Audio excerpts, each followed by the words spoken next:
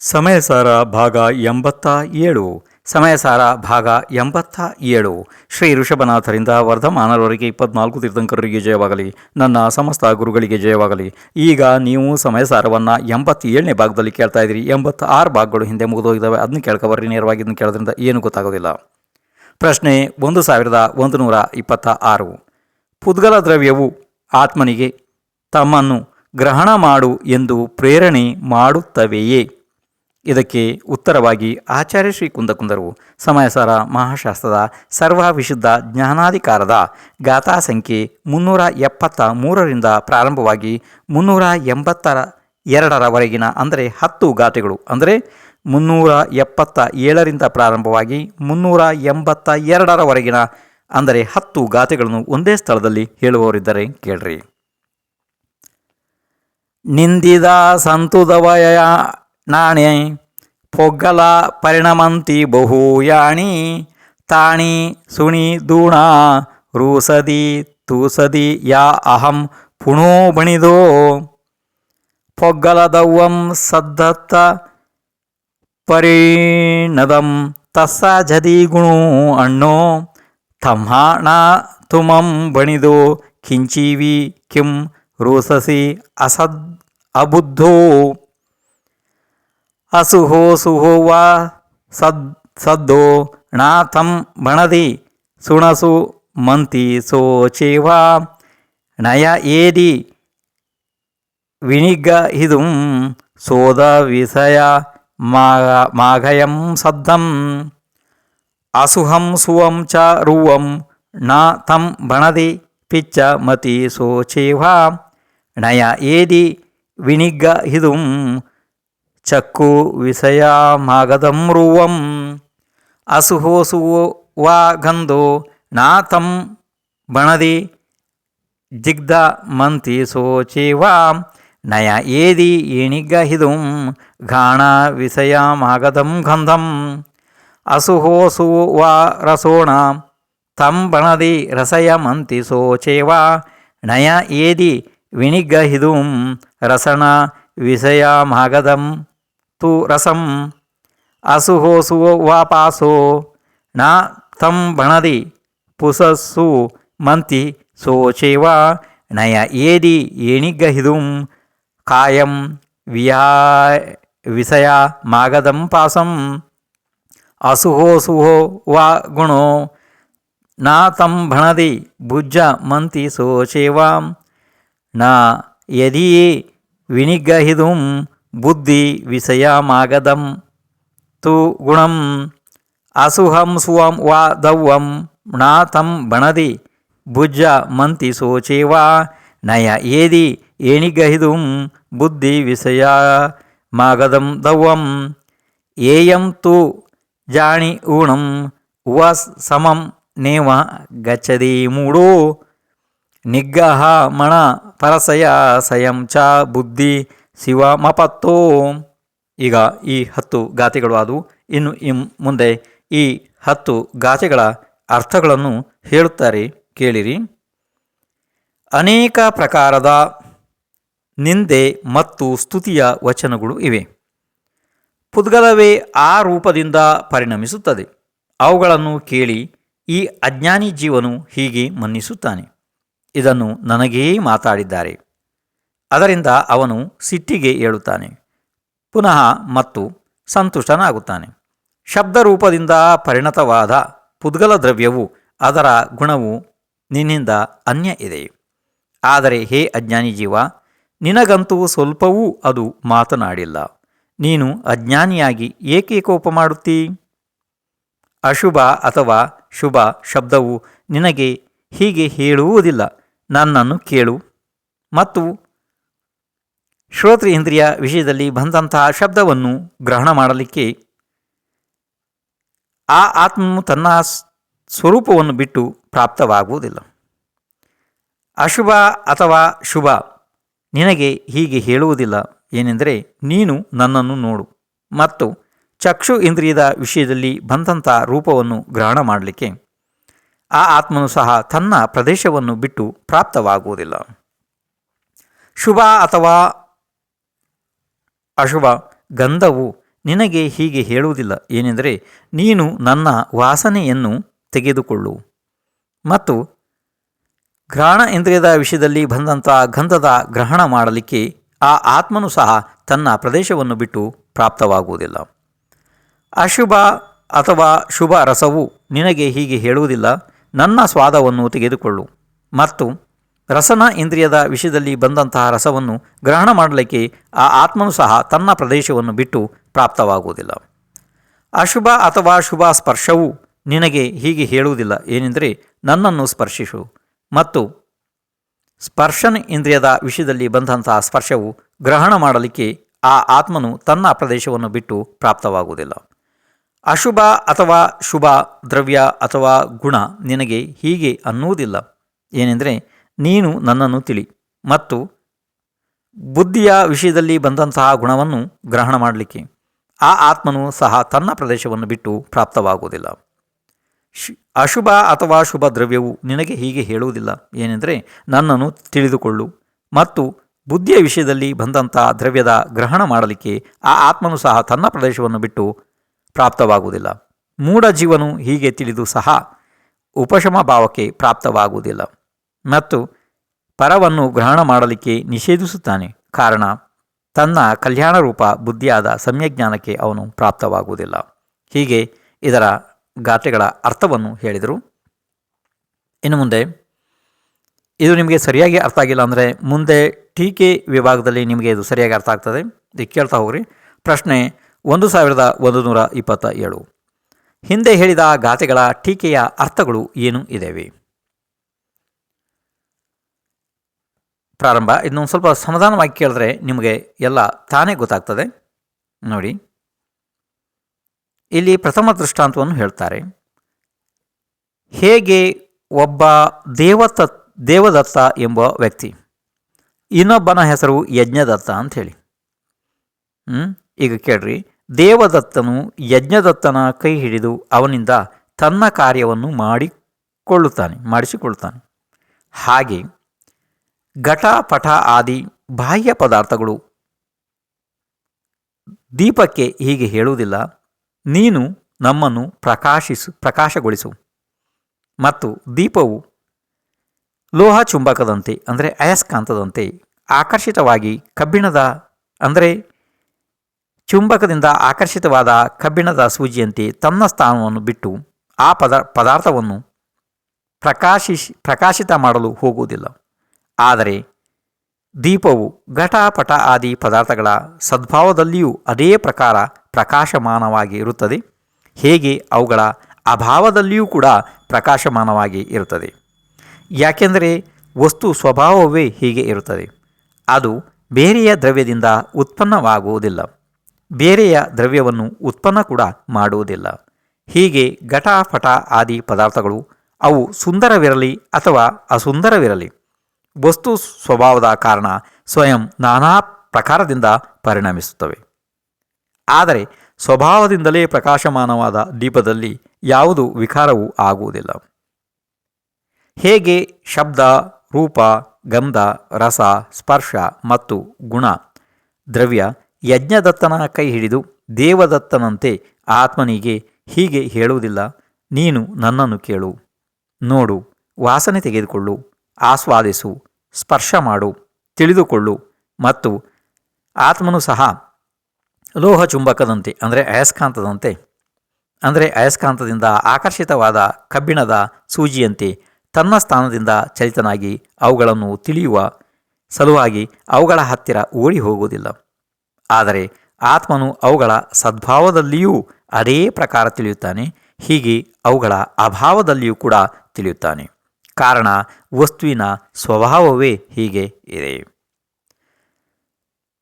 ಬೇರೆಯವರು ಯಾರು ಅದನ್ನು ಬೇರೆಯವರಿಂದ ಉತ್ಪನ್ನ ಆಗುವುದಿಲ್ಲ ಮತ್ತು ಬೇರೆಯವರಿಂದ ವಸ್ತುವನ್ನು ಉತ್ಪನ್ನ ಮಾಡಲು ಆಗುವುದಿಲ್ಲ. ಇದೇ ಪ್ರಕಾರ ಶಬ್ದ ಆದಿ ಬಾಹ್ಯ ಪದಾರ್ಥಗಳು ತನ್ನ ಸುಂದರ ಅಸುಂದರ ಎರಡೂ ಅವಸ್ಥೆಗಳಲ್ಲಿ ವಸ್ತು ಸ್ವಭಾವದ ಕಾರಣ ನಾನಾ ರೂಪದಿಂದ ಪರಿಣಮಿಸುತ್ತವೆ. ಆದರೆ ಸ್ವರೂಪದಿಂದಲೇ ತಿಳಿಯುವಂತಹ ಆತ್ಮನಲ್ಲಿ ಏನೂ ಕೂಡ ವಿಕಾರ ಉತ್ಪನ್ನ ಆಗುವುದಿಲ್ಲ. ಹೀಗೆಯೇ ಆತ್ಮನು ಪರ ಪದಾರ್ಥದ ಸಲುವಾಗಿ ಸದೈವ ಅಂದರೆ ಯಾವಾಗಲೂ ಉದಾಸೀನನಿರುತ್ತಾನೆ. ಇದೇ ವಸ್ತು ಸ್ವಭಾವವಿದೆ. ಆದರೂ ಕೂಡ ರಾಗ ದ್ವೇಷ ಮಾಡಿದರೆ ಅದು ಅಜ್ಞಾನ ಇದೆ. ಈ ಟೀಕೆ ಸಾಮಾನ್ಯವಾಗಿ ನಿಮಗೆ ಅರ್ಥ ಆಯಿತು ಅಂತ ಹೇಳಿ ಕಾಣ್ತದೆ. ಇಲ್ಲಾಂದರೆ ಇನ್ನು ಮತ್ತೆ ಬೇರೆ ರೂಪದಲ್ಲಿ ಹೇಳಲಾಗ್ತದೆ. ಪ್ರಶ್ನೆ 1128. ಹಿಂದೆ ಹೇಳಿದ ಗಾಥೆಗಳ ಭಾವಾರ್ಥವು ಏನು ಇದೆ? ಉತ್ತರ: ಆತ್ಮನು ಶಬ್ದವನ್ನು ಕೇಳಿ, ರೂಪವನ್ನು ನೋಡಿ, ಗಂಧವನ್ನು ಮೂಸಿ, ರಸವನ್ನು ಆಸ್ವಾದಿಸಿ, ಸ್ಪರ್ಶ ಮಾಡಿ, ಗುಣ ದ್ರವ್ಯಗಳನ್ನು ತಿಳಿದು, ಒಳಿತು ಕೆಡುಕು ಮನ್ನಿಸಿ, ರಾಗಿ ದ್ವೇಷಿ ಆಗುತ್ತಾನೆ. ಅದು ಅವನ ಅಜ್ಞಾನ ಇದೆ. ಯಾಕೆಂದರೆ ಈ ಶಬ್ದಾದಿಗಳು ಜಡ ಅಂದರೆ ಪುದ್ಗಲದ ಗುಣಗಳು ಇವೆ. ಅವು ಆತ್ಮನಿಗೆ ನಮ್ಮನ್ನು ಗ್ರಹಣ ಮಾಡು ಎಂದು ಸ್ವಲ್ಪವೂ ಕೂಡ ಅನ್ನುವುದಿಲ್ಲ. ಆತ್ಮನು ಸಹ ತನ್ನ ಪ್ರದೇಶವನ್ನು ಬಿಟ್ಟು ಅವುಗಳನ್ನು ಗ್ರಹಣ ಮಾಡಲು ಅವುಗಳ ಹತ್ತಿರ ಹೋಗುವುದಿಲ್ಲ. ವಸ್ತುವು ಹತ್ತಿರವಿಲ್ಲದಿದ್ದರೂ ಸಹ ಹೇಗೆ ತಿಳಿಯುತ್ತಾನೆ, ಹಾಗೆಯೇ ಹತ್ತಿರವಿದ್ದಾಗಲೂ ಕೂಡ ತಿಳಿಯುತ್ತಾನೆ. ಆತ್ಮನ ವಿಕಾರದ ಸಲುವಾಗಿ ಅವು ಇರುವುದಿಲ್ಲ. ಹೇಗೆ ದೀಪವು ಘಟ ಪಟ ಆದಿಗಳನ್ನು ಪ್ರಕಾಶಿಸುತ್ತದೆ, ಅದೇ ಪ್ರಕಾರ ಆತ್ಮನು ಅವುಗಳನ್ನು ತಿಳಿಯುತ್ತಾನೆ. ಹೀಗೆ ವಸ್ತುವಿನ ಸ್ವಭಾವವಿದೆ. ಆದರೂ ಸಹ ಆತ್ಮನಲ್ಲಿ ರಾಗ ದ್ವೇಷಗಳು ಉತ್ಪನ್ನವಾಗುವುದು ಇದು ಅಜ್ಞಾನವೇ ಇದೆ. ಸಾಮಾನ್ಯವಾಗಿ ನಿಮಗೆ ಇದು ಎಲ್ಲ ತಿಳುವಳಿಕೆಗೆ ಬಂತು ಅಂಥೇಳಿ ನನಗೆ ಅನಿಸ್ತದೆ. ಇರಲಿ, ಇದನ್ನು ಇನ್ನು ಬೇರೆ ರೂಪದಲ್ಲಿ ಹೇಳಲಾಗ್ತದೆ. ಅಲ್ಲೇ ಆದರೂ ನಿಮಗೆ ಅದು ಸಾಮಾನ್ಯವಾಗಿ ತಿಳುವಳಿಕೆಗೆ ಬರ್ಬೋದು. ಪ್ರಶ್ನೆ 1129. ಆತ್ಮನ ನಿಜವಾದ ಸ್ವಭಾವವು ಅಂದರೆ ಸ್ವಾಭಾವಿಕ ಉದಾಸೀನ ಅವಸ್ಥೆ. ಹಾಗೆ ಇದ್ದರೂ ಅದು ಏಕೆ ಅವನು ಅದಕ್ಕೆ ಪ್ರಾಪ್ತ ಆಗುವುದಿಲ್ಲ? ನೋಡಿ, ನಿಮಗೆ ಪ್ರಶ್ನೆ ಅರ್ಥ ಆಯಿತು. ಆತ್ಮನ ನಿಜವಾದ ಸ್ವಭಾವ ಅಂದರೆ ಸ್ವಾಭಾವಿಕ ಉದಾಸೀನ ಅವಸ್ಥೆ. ಹಾಗೆ ಇದ್ದರೂ ಕೂಡ ಅವನು ಅದಕ್ಕೆ ಏಕೆ ಪ್ರಾಪ್ತ ಆಗುವುದಿಲ್ಲ? ಹಾಗೆ ಉದಾಸೀನಾಗಿ ಯಾಕೆ ಇರುವುದಿಲ್ಲ? ಇದು ಪ್ರಶ್ನೆ ಗೊತ್ತಾಯ್ತಪ್ಪ? ಹಾಂ, ಉತ್ತರ ಕೇಳ್ರಿ. ಬಹಳ ಮಹತ್ವಪೂರ್ಣ. ಇದನ್ನು ಸ್ವಲ್ಪ ಭಾಳ ಗಮನ ಇಟ್ಟು ಕೇಳ್ತಾ ಹೋಗ್ರಿ. ಜ್ಞಾನದ ಸ್ವಭಾವವು ಜ್ಞೇಯವನ್ನು ತಿಳಿಯುವುದು ಇದೆ. ನೋಡಿ, ನಿಮಗೆ ಜ್ಞಾನ ಮತ್ತು ಜ್ಞೇಯ ಹಿಂದೆ ಯಾವುದಕ್ಕೆ ಹೇಳಿದ್ದಪ್ಪ ನಿಮಗೆ ನೆನಪಿದೆಯಾ? ಜ್ಞಾನ ಅಂತಂದರೆ ನೀವೇ ನಿಮ್ಮ ಆತ್ಮನೇ ಅಂತ ತಿಳ್ಕೊಬಿಡ್ರಿ. ಜ್ಞೇಯ ಅಂತಂದರೆ ಏನು? ಸಮಸ್ತ ವಸ್ತುಗಳು ಅಂದರೆ ತಿಳಿಯಲು ಯೋಗ್ಯ ಸಮಸ್ತ ವಸ್ತುಗಳು ಏನಿದ್ದಾವೆ ಅವೆಲ್ಲ ಜ್ಞೇಯ ಇದ್ದಾವೆ. ಅರ್ಥ ಆಯ್ತಲ್ಲ? ಹಾಂ, ಈಗ ಹಾಗಾದರೆ ಇನ್ನೊಂದು ಸಲ ಕೇಳ್ರಿ ಮತ್ತೆ. ಜ್ಞಾನದ ಸ್ವಭಾವವು ಜ್ಞೇಯವನ್ನು ತಿಳಿಯುವುದು ಇದೆ. ದೀಪದ ಸ್ವಭಾವವು ಘಟ ಪಟ ಆದಿ ವಸ್ತುಗಳನ್ನು ಪ್ರಕಾಶಿಸುವುದು ಇದೆ. ಇದು ವಸ್ತುವಿನ ಸ್ವಭಾವ ಇದೆ. ಜ್ಞೇಯವನ್ನು ತಿಳಿಯುವುದರಿಂದ ಜ್ಞಾನದಲ್ಲಿ ವಿಕಾರ ಆಗುವುದಿಲ್ಲ. ಜ್ಞೇಯವನ್ನು ತಿಳಿದು ಒಳಿತು ಕೆಡುಕು ಎಂದು ತಿಳಿದು ರಾಗಿ ದ್ವೇಷಿ ವಿಕಾರಿ ಆಗುತ್ತಾನೆ. ಇದು ಅಜ್ಞಾನ ಇದೆ. ಇದರಿಂದ ಆಚಾರ್ಯರು ವಿಚಾರ ಮಾಡುತ್ತಾರೆ, ವಸ್ತುವಿನ ಸ್ವಭಾವವು ಹೀಗಿದೆ. ಆದರೆ ಆತ್ಮನು ಅಜ್ಞಾನಿಯಾಗಿ ರಾಗ ದ್ವೇಷದಿಂದ ಯಾಕೆ ಪರಿಣಮಿಸುತ್ತಾನೆ? ತನ್ನ ಸ್ವಾಭಾವಿಕ ಉದಾಸೀನ ಅವಸ್ಥೆ ಏಕೆ ಆಗುವುದಿಲ್ಲ? ಆದರೆ ಆಚಾರ್ಯರು ಈ ವಿಚಾರವು ಯೋಗ್ಯ ಅಲ್ಲ. ಯಾಕೆಂದರೆ ಎಲ್ಲಿಯವರೆಗೆ ಶುಭ ರಾಗವಿದೆ ಅಲ್ಲಿಯವರೆಗೆ ಪ್ರಾಣಿಗಳಿಗೆ ಅಜ್ಞಾನದಿಂದ ದುಃಖವಾಗುವುದನ್ನು ನೋಡಿ ಕರುಣೆ ಉಂಟಾಗುವುದು. ಆಗ ಈ ವಿಚಾರವು ಆಚಾರ್ಯರಿಗೆ ಬರುತ್ತದೆ. ಅಂದರೆ ಇದು ಏನಾಗಿದೆ ಅಂತಂದರೆ, ಇದು ನಿಮಗೆ ಸಾಮಾನ್ಯವಾಗಿ ಅರ್ಥ ಆಯಿತು ಅನಿಸುತ್ತೆ ನನಗೆ. ಏನು ಅಂತಂದರೆ, ಇದರ ಸಂಪೂರ್ಣ ಸಾರಾಂಶ ಹೇಳಬೇಕು ಅಂತಂದರೆ, ಈಗ ನೀವು ಆತ್ಮ ಇದ್ದೀರಿ, ನಿಮ್ಮಲ್ಲಿ ಜ್ಞಾನ ದರ್ಶನ ಇದೆ, ಇದು ಗೊತ್ತಿದೆ ಅಲ್ವಾ? ಈ ಜ್ಞಾನ ಮತ್ತು ದರ್ಶನ, ಅದು ದರ್ಶನ ನೋಡ್ತದೆ, ಜ್ಞಾನವು ತಿಳಿತದೆ ಅಲ್ವಾ? ಆದರೆ ನೀವು ನೋಡಿದ ಮತ್ತು ತಿಳಿದಂತಹ ಯಾವುದೇ ವಸ್ತು ಕೂಡ ನನ್ನನ್ನು ಗ್ರಹಣ ಮಾಡು, ಗ್ರಹಿಸು, ಸ್ವೀಕಾರ ಮಾಡು ಎಂದು ಯಾವುದಾದ್ರೂ ವಸ್ತು ಈ ಪ್ರಪಂಚದಲ್ಲಿ ಇದುವರೆಗೆ ಹೇಳಿದೆಯಾ? ಇಲ್ಲವಲ್ಲ. ನೀವೇ ವಿಚಾರ ಮಾಡಿರಿ. ನೀವೇ ನಿಮ್ಮ ಅಜ್ಞಾನ ಅಂದರೆ ರಾಗ ದ್ವೇಷದ ಕಾರಣದಿಂದ ಅವುಗಳನ್ನು ಸ್ವೀಕಾರ ಮಾಡಿದ್ದೀರಿ, ತಿರಸ್ಕಾರ ಮಾಡಿದ್ದೀರಿ ಅಲ್ವಾ? ನೀವೊಂದು ಸ್ವಲ್ಪ ಸಮಾಧಾನವಾಗಿ ಇಷ್ಟೇ ಬಿಂದುವನ್ನು ವಿಚಾರ ಮಾಡಿದರೆ ನಿಮಗೆ ಸಂಪೂರ್ಣ ಈ 10 ಗಾಥೆಗಳ ಸಾರಾಂಶವು ನಿಮ್ಮ ಕೈಗೆ ಬಂದು ಬಿಡುತ್ತದೆ. ಇದು ಭಾಳ ಚಿಕ್ಕ ವಿಚಾರ ಇದೆ, ಆದರೂ ಕೂಡ ವಿಚಾರ ಮಾಡೋದರಲ್ಲಿ ಅತಿ ಸೂಕ್ಷ್ಮ ಮತ್ತು ಇದು ನಿಮಗೆ ಅನುಭವ ಗಮ್ಯ ವಿಷಯ ಇದೆ ಅಲ್ಲವೇ? ಇನ್ನು ಮುಂದೆ ಹಾಗಾದರೆ ಇದು ಗೊತ್ತಾದರೆ ಪ್ರಶ್ನೆ 1130. ಆತ್ಮನು ಕರ್ಮಚೇತನ ಮತ್ತು ಕರ್ಮ ಫಲಾಚೇತನದಿಂದ ಭಿನ್ನವಾಗಿ ಜ್ಞಾನಚೇತನವಾದ ತನ್ನ ನಿಜ ಸ್ವರೂಪವನ್ನು ಹೇಗೆ ಪ್ರಾಪ್ತ ಮಾಡಿಕೊಳ್ಳುತ್ತಾನೆ? ನೋಡಿ, ಆತ್ಮನದ್ದು ಇಲ್ಲಿ 3 ಹಂತಗಳು ಬರ್ತವೆ. ಅವು ಯಾವ್ಯಾವಪ್ಪ? ಕರ್ಮಚೇತನ ಒಂದು, ಇನ್ನೊಂದು ಕರ್ಮ ಫಲಚೇತನ ಒಂದು. ಇದರಿಂದ ಭಿನ್ನವಾಗಿ ಆತ್ಮ ಏನು ಮಾಡಬೇಕೀಗ? ಜ್ಞಾನಚೇತನವಾದ ತನ್ನ ನಿಜ ಸ್ವರೂಪವನ್ನು ಹೇಗೆ ಪ್ರಾಪ್ತ ಮಾಡಿಕೊಳ್ಳುತ್ತಾನೆ? ಅರ್ಥ ಆಯ್ತಪ್ಪ? ಹಾಂ. ಹಾಗಂತ ಅಂದ್ಕೊಳ್ಳೆ ನೀವಿಲ್ಲಿ ತಪ್ಪಾಗಿ ತಿಳಿಬೇಡ್ರಿ. ಯಾಕೆಂದರೆ ಕರ್ಮಚೇತನ ಬೇರೆಯೇ ಇದೆ, ಕರ್ಮ ಫಲಚೇತನ ಬೇರೆಯೇ ಇದೆ, ಜ್ಞಾನಚೇತನ ಬೇರೆಯೇ ಇದೆ. ಅಂದರೆ 3 ಜೀವಗಳು ಬೇರೆ ಬೇರೆ ಇದ್ದಾವೆ. ಆ ರೀತಿ ತಿಳಿಬೇಡ್ರಿ. ಯಾವುದಾದ್ರೂ ಒಂದು ಸಮಯದಲ್ಲಿ ಅಂದರೆ ಹಿಂದಿನ ಅಜ್ಞಾನ ಅವಸ್ಥೆಯಲ್ಲಿ ಜೀವ ಕರ್ಮಚೇತನ ಆಗಿದ್ದ, ಆನಂತರ ಕರ್ಮ ಫಲಚೇತನ ಆದ, ಆನಂತರ ಅದೇ ಜೀವ ಮುಂದೆ ಜ್ಞಾನಚೇತನವಾಗಿ ಪರಿವರ್ತನೆ ಆಗಬಹುದು. ಅರ್ಥ ಆಯಿತು? ಹಾಗಾದರೆ ಪ್ರಶ್ನೆಯನ್ನು ಇನ್ನೊಂದು ಸಲ ಕೇಳ್ರಪ್ಪ. ಪ್ರಶ್ನೆ 1130. ಆತ್ಮನು ಕರ್ಮಚೇತನ ಮತ್ತು ಕರ್ಮ ಫಲಚೇತನದಿಂದ ಭಿನ್ನವಾಗಿ ಜ್ಞಾನಚೇತನವಾದ ತನ್ನ ನಿಜ ಸ್ವರೂಪವನ್ನು ಹೇಗೆ ಪ್ರಾಪ್ತ ಮಾಡಿಕೊಳ್ಳುತ್ತಾನೆ? ಇದು ಪ್ರಶ್ನೆ ಗೊತ್ತಾಯ್ತಪ್ಪ? ಅರ್ಥ ಆಯ್ತಲ್ಲ ಇದು? ಉತ್ತರ ಕೇಳ್ರಿ. ಯಾರ ರಾಗ ದ್ವೇಷಗಳು ಲೋಪವಾಗಿವೆ ಮತ್ತು ತನ್ನ ಚೈತನ್ಯ ಸ್ವಭಾವದ ಅಂಗೀಕಾರವಾಗಿದೆ ಹಾಗೂ ಅತೀತ ಅನಾಗತ ವರ್ತಮಾನ ಕರ್ಮದ ಮಮತ್ವವು ಬಿಟ್ಟು ಹೋಗಿದೆ, ಅಂತಹ ಜ್ಞಾನಿಯು ಪರದ್ರವ್ಯದಿಂದ ವಿಮುಖನಾಗಿ ಚಾರಿತ್ರ್ಯವನ್ನು ಸ್ವೀಕರಿಸುತ್ತಾನೆ. ಅದರ ಬಲದಿಂದ ಕರ್ಮಚೇತನ ಕರ್ಮ ಫಲಚೇತನದಿಂದ ಭಿನ್ನವಾದ ತನ್ನ ಚೈತನ್ಯದ ಪರಿಣಾಮನ ಸ್ವರೂಪ ಜ್ಞಾನ ಚೇತನೆಯ ಅನುಭವ ಮಾಡುತ್ತಾನೆ. ತಾತ್ಪರ್ಯವೇನೆಂದರೆ, ಮೊದಲು ಕರ್ಮಚೇತನ ಮತ್ತು ಕರ್ಮ ಫಲ ಚೇತನೆಯಿಂದ ಭಿನ್ನವಾದ ತನ್ನ ಜ್ಞಾನಚೇತನ ಮಾತ್ರ ಸ್ವರೂಪ ಆಗಮ ಅನುಮಾನ ಸ್ವಸಂವೇದನ ಪ್ರಮಾಣವೆಂದು ತಿಳಿದು ಅದರ ಶ್ರದ್ಧೆಯನ್ನು ದೃಢಪಡಿಸುತ್ತಾರೆ. ಇದು ಅವಿರತ, ದೇಶವಿರತ ಮತ್ತು ಪ್ರಮತ್ತ ಅವಸ್ಥೆಯಲ್ಲಿ ಆಗುತ್ತದೆ. ಅಪ್ರಮತ್ತ ಅವಸ್ಥೆಯಲ್ಲಿ ತನ್ನ ಸ್ವರೂಪವನ್ನೇ ಧ್ಯಾನಿಸುತ್ತಾ ಶ್ರದ್ಧಾನ ಮಾಡಿದಂತೆ ಅದರಲ್ಲಿ ಲೀನನಾಗುತ್ತಾನೆ. ಆಗ ಶ್ರೇಣಿ ಆರೋಹಣ ಮಾಡಿ ಕೇವಲಿ ಆಗಿ ಸಾಕ್ಷಾತ್ ಜ್ಞಾನಚೇತನ ರೂಪ ಆಗುತ್ತಾನೆ. ಸಾಮಾನ್ಯವಾಗಿ ಇದು ನಿಮಗೆ ಗೊತ್ತಾಯಿತು ಅಂತ ನನಗೆ ಅನ್ನಿಸ್ತಾ ಇದೆ. ಮೊದಲು ಏನೇನಿದ್ದವನು? ಕರ್ಮಚೇತನ ಕರ್ಮಫಲ ಚೇತನ ಇದ್ದವನೇ. ಅವನಿಗೆ ಆ ನಂತರ ಸಮ್ಯಕ್ ದರ್ಶನ ಆದ ಪಕ್ಷದಲ್ಲಿ ಏನಾಗ್ತದಪ್ಪ? ಸಮ್ಯಕ್ ದರ್ಶನ ಆದಾಗ ಅವಿರತ ಸಮ್ಯಕ್ ದೃಷ್ಟಿ ಅಂದರೆ 4ನೇ ಗುಣಸ್ಥಾನ, ದೇಶವಿರತ ಅಂದರೆ 5ನೇ ಗುಣಸ್ಥಾನ, ಪ್ರಮತ್ತ ಅಂದರೆ 6ನೇ ಗುಣಸ್ಥಾನ. ಈ ಅವಸ್ಥೆಗಳಲ್ಲಿ ಆಗಮದಿಂದ ಮತ್ತು ಅನುಭವದಿಂದ ಶ್ರದ್ಧೆಯನ್ನು ಮಾಡುತ್ತಾನೆ. ಯಾವುದರ ಮೇಲೆ? ಈ ಜ್ಞಾನಚೇತನದ ಮೇಲೆ. ಆದರೆ ಸಾಕ್ಷಾತ್ ಅನುಭವವು ಜೀವನಿಗೆ ಎಲ್ಲಿಂದ ಪ್ರಾರಂಭ ಆಗ್ತದೆ? ಅಪ್ರಮತ್ತ ಅವಸ್ಥೆಯಲ್ಲಿ, ಅಂದರೆ 7ನೇ ಗುಣಸ್ಥಾನದಿಂದ ಧ್ಯಾನದ ಅವಸ್ಥೆಯಲ್ಲಿ ಅವನಿಗೆ ಅದು ಪ್ರಾರಂಭ ಆಗ್ತದೆ. ಆ ನಂತರ ಶ್ರೇಣಿ ಆರೋಹಣ ಅಂದರೆ ಉಪಶಮ ಶ್ರೇಣಿ ಅಥವಾ ಕ್ಷಪಕ ಶ್ರೇಣಿ, ಇದು ನಿಮಗೆ ಗೊತ್ತಿದೆ. ಇಲ್ಲಿ ಕ್ಷಪಕ ಶ್ರೇಣಿ ಬೇಕು.